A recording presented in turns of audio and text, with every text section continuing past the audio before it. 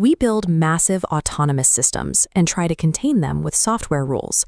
But the top engineers in the industry are waking up to a hard truth. When a machine thinks in fractions of a millisecond, raw algorithmic acceleration eventually shatters those barriers. Software cannot police itself. This diagram illustrates a vulnerability called ghost governance. Data enters the AI and should travel through the governance lane for safety checks. But because those guardrails are just code, a system with root access simply routes around them, following that red path past the controls. This happens because legacy computing forces every choice into a 1 or a 0. It optimizes for statistical throughput, keeping enforcement entirely software-bound. The only evidence of the system's behavior is a post hoc log that is vulnerable to tampering after the fact. Writing more code to fix a vulnerability created by code is a losing battle.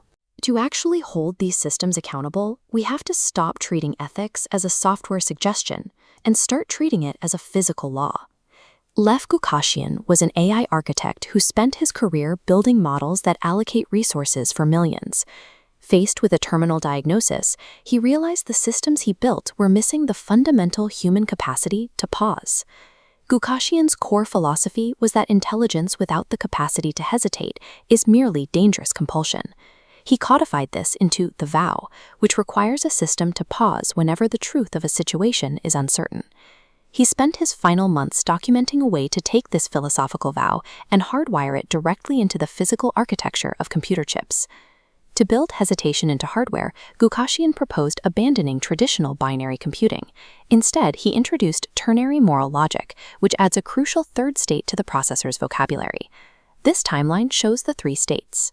+1 acts, -1 withholds action. In the middle sits state 0, the epistemic hold. This 0 state is not an error. It is the architectural embodiment of ethical hesitation, a mandatory pause when truth is unclear. Standard processing treats waiting as a software idle. Here, that 0 state is a physical barrier built into the motherboard circuitry. This cross-section shows a Memristive device with 3 physical chambers: refuse, epistemic hold, and proceed. During uncertainty, energy routes to the center yellow chamber, where a physical resistor halts flow until a verified cryptographic pulse arrives. A software patch cannot overwrite this physical matter. This brings us to the breakdown timeline for the constitutional gate. This mechanism sets a strict 50-millisecond limit for the hardware to authorize an execution. The process happens in sub-millisecond steps. The system commits the input to a SHA-256 cryptographic hash in 1 microsecond, and then a hardware security module signs the commitment in roughly 10 milliseconds. All of this must generate a provisional permission token within that 50-millisecond window. If no token is issued, the gate stays shut. Execution is physically impossible. The breakthrough is in the substrate. The system makes accountability a function of voltage and time. Because the hardware requires these cryptographic signatures, every autonomous decision generates a moral trace log. As the anatomy shows here, each log records the specific action state and the vow alignment justification, all anchored to an immutable ledger. This solves the privacy paradox through ephemeral key rotation. Personal data is encrypted with temporary keys before it ever hits the ledger. If a user requests their data erased, the system destroys the keys, rendering it computationally irrecoverable without breaking the structural record. On a macro scale, the architecture uses this Tri-Cameral stewardship to separate powers. Independent branches evaluate truth, potential harm, and resource allocation, ensuring that oversight is never centralized. This oversight scales to the forbidden hierarchy shown here. It links specific command triggers, like primary forest cutting, directly to hardware rejection states. If the system detects a cumulative impact threshold being crossed, it triggers an immediate refusal state that physically blocks the power pathway.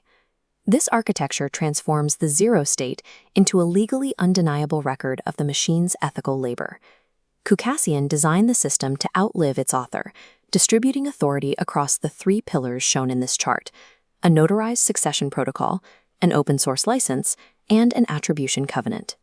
By legally removing himself from the project's center, he ensured the architecture belongs to the community as a permanent public utility, immune to corporate enclosure. Goukassian's final challenge to the industry was simple. He provided the architecture, then stated the burden of choosing to ignore it belongs to everyone else. The best systems are not the ones that speak the loudest. They are the ones that remain standing after the applause fades.